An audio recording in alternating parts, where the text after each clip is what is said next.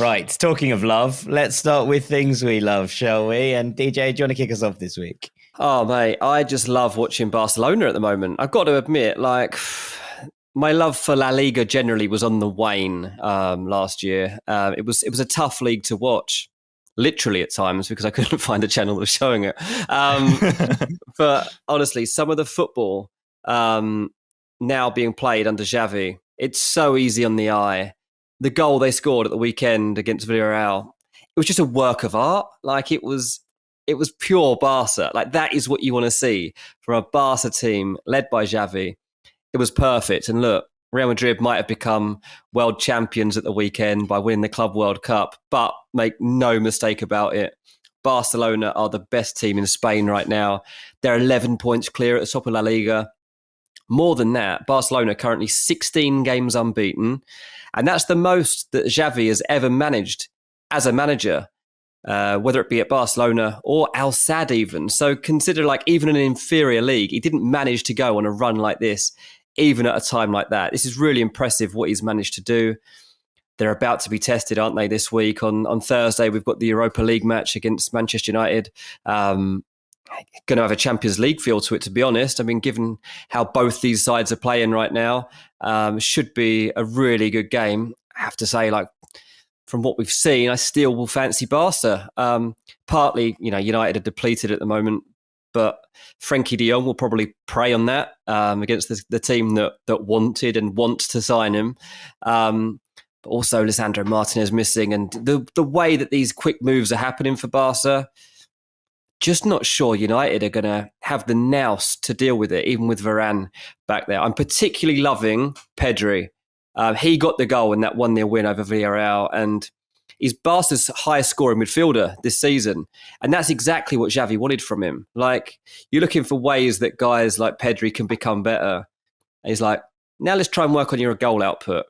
First season trying to do that, he's doing it. Obviously, It's been tough for Barca fans since Messi left, and they've been on a bit of a ride. But they're back to life. It's looking good. Not sure there's a team I really enjoy watching more in world football right now than Barcelona. Yeah, I mean, he's on an absolute scoring tear, isn't he? And we were wondering kind of what he's going to end up with this season, because you're looking at what he's putting out for this Barcelona side, and you're thinking, what is it? We're on 7 goals, I think, in all competitions. Yeah. Can Pedri 15? I wouldn't be surprised. I wouldn't be surprised at all. Well, he's going to get double digits. Yeah. He keeps scoring 1 goal in 1 goal wins as well, in 1-0 wins. He's got four goals in 1-0 wins. Yeah. So basically, he's responsible for 12 points. You can pretty much pin it down to that. Yes, Lewandowski's been amazing. Yes, the defense, which we'll come to, has been amazing. But Pedri has basically won them 12 points this season. And how far clear are they? 11? Yeah. Yeah, that's the difference. That's the difference. Pedri's winning the league. That's what's happening.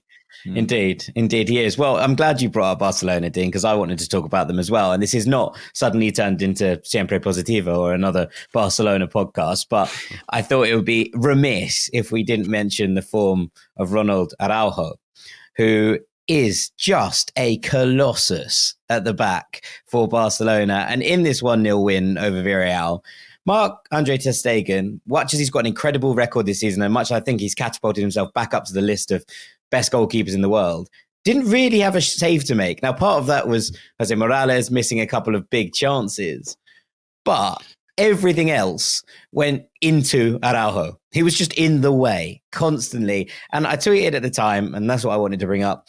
Is it time we start talking about Ronald Araujo in the best centre-backs in the world conversation? Because it felt like he was Barcelona's only defensive leading light when they were having a really tough time of it.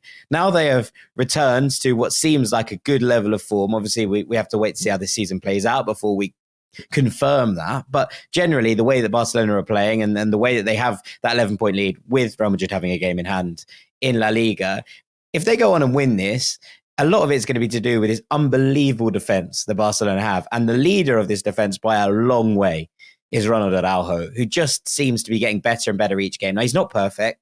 His distribution isn't the best in the world. It's not bad, but it's nowhere near the best. He's not a Van Dijk. He's not one of these players who can get the ball and play the old Bonucci crossfield pass 70 yards into the path of a winger.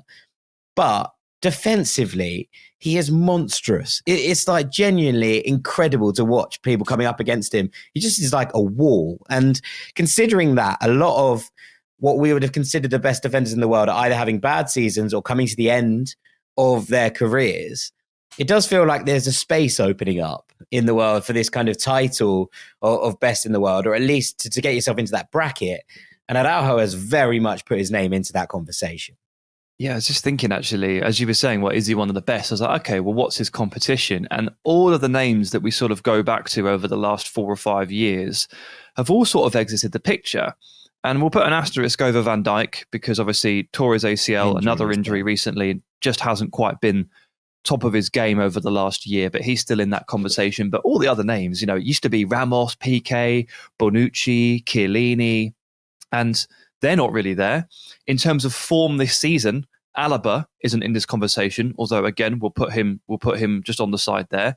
Eder Militao probably is. Maybe Militao. And Thiago Silva, I think, may be his biggest competition for best centre-back in the world, taking into account how they're playing right now, as well as your general level and reputation. And yeah, I think Araujo is right in there, right in that top 5. Incredible stuff. So what we're saying is the best 3 centre-backs in the world are Ronald Araujo, Thiago Silva and Tim Ream. That's where we're at. That's what we've got to, right? That's where we're at right now. Okay, on that, we should probably move onwards. Sam, what have you got for me? Yeah, I'll go to France, and I'd like to talk about the Resurgent Nantes team in Ligue, because this is pretty heartwarming. They were one of my favourite stories last season. We talked about them on the pod a little bit because they punched well above their weight. They battled away for 6th or 7th place in Ligue 1 for ages, and they did just fall short in the end. They ended up in 9th, but they won the cup, and they qualified for Europe as a result. Amazing achievement for this club, genuinely amazing. Then they went into the summer. They lost Randall Kolo-Muani to Eintracht Frankfurt for free. Like, look at him now. They spent all summer fending off bids for Ludovic Blas, who nearly joined Lille. Marseille tried to buy, and I think he's going to leave this summer anyway, but they managed to hold on to him. And really, like, the only player of note they signed was Moussa Sissoko from Watford. It's like, well, how's that for gearing up for a European campaign? You lose your best player, you nearly lose your second best player, and you only sign Moussa Sissoko, who got relegated from the Premier League. So then you add in the fact that they come in under a cloud. Then they've got the 6 European games. The schedule's tough before the World Cup. And guys, they really spiraled. September, October, November, relegation places. But they resemble Union Berlin here in a way, where the winter break has just done them a world of good. They get to reset and recharge. And they've come out of the World Cup break. And I'm delighted to tell you that they have won 4 and drawn 2 of 7 league games. They conceded twice to Marseille in the loss, but all of the other games have been clean sheets. 6 clean sheets out of 7. And they've won 2 cup games domestically in that span as well. So they're back. They're absolutely back. And they've got Juventus in the Europa League on Thursday. So this game for Juve, when it was drawn, when we always make this, we always draw this line and say, well, things can change. Juve would have been looking at this draw in December and gone, licking their lips. All right then. And now they should be genuinely really quite scared, because this is proper upset alert territory. Proper upset alert. Not a horrible to play against. They have a real bend but don't break philosophy. A lot of last-ditch defensive actions. A lot of absorbing pressure. Not huge amounts of goal threat, but enough to get them through. And they're just like really sticky. They're just a horrible team to play against. And Juve, I think, are going to find this really difficult, particularly over 2 legs. And they might come unstuck. If you've enjoyed this video, make sure you like and subscribe for more from us at Ranks FC.